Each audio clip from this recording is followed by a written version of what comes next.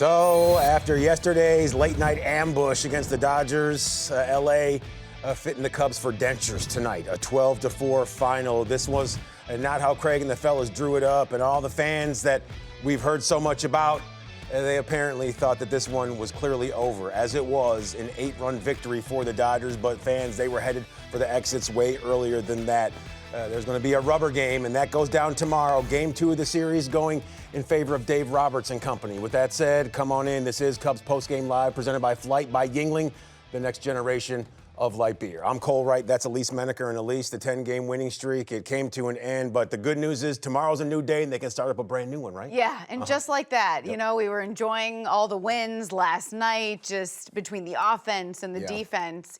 And then today the Dodgers offense showed up, and it was tough to keep up with because when you have, was it 14 hits in a game? A whole bunch of hits. 14 hits. Yeah. Yeah, I mean, so they put the pressure on, and eventually, you know, and still the final score, the Cubs had a chance. So it might not look like it from the final score, but there was a prime opportunity, and then once they didn't capitalize, it really just got out of hand. Yeah, the bottom of the fourth, that seemed insurmountable. We saw 6 hits, 6 runs scored, a 4-3. That's what ended the inning. But right here, it seemed like an avalanche. Colin Ray, he couldn't get out from the storm, and it just continued, Elise. Yeah, so Ha-Seong Kim is their on-base machine, and so he's who really gets it going there in that the 6-run fourth for the Dodgers. Javier Assad comes in relief. Can't shut the door, just too many pitches over the plate, and that's really when the Cubs pitching ran into trouble. Colin Ray was doing a nice job of working the edges, and then as it's second, third time through, then they're starting to connect, which we know that can happen with Colin Ray, but did a nice job starting it off.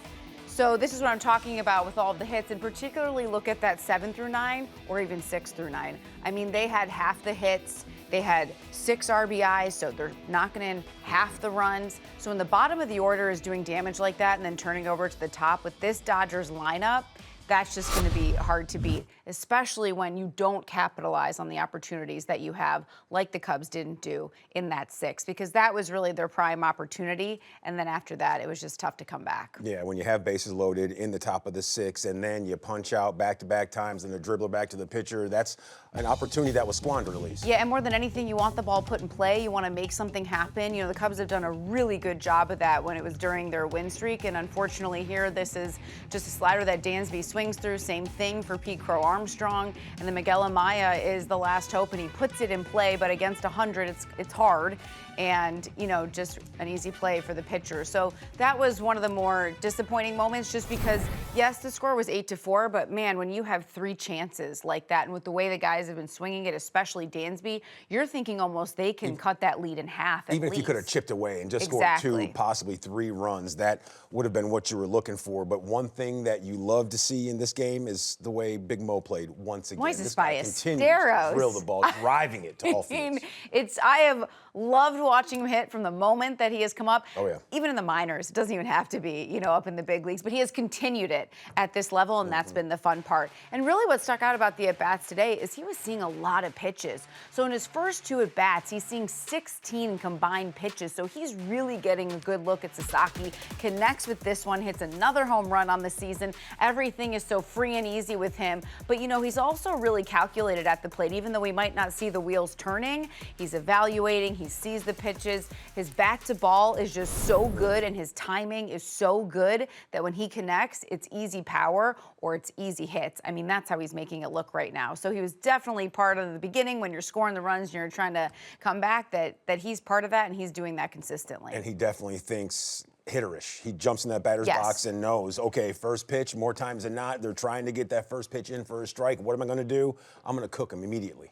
Yeah, I mean, he just has such a good eye and a good idea of the strike zone and knows where he can do damage. So it's not often that you see him taking swings at pitches that he's not even close to, whether he's fouling them off, watching a ball go by, or putting a good cut on the ball. I mean, he's constantly just figuring out a way of how to get on base, usually hitting his way on base. And so, I mean, for a young hitter, I just love watching him because everything about his game is so smooth. It's like so free and easy. I remember I had heard something that Nico Horner had said that you almost like can get jealous watching a player like him because when he's at the plate, like the effort seems so low, but yet the results are so high. And their effort is there. It's just the way he makes it look is so fun to watch. So no doubt at the beginning of this game, that was a highlight. Mike, we say, do we ask a dolphin why they swim or an eagle why they fly or You Mo don't ask Ballesteros Mo. why he hits? No, it's what they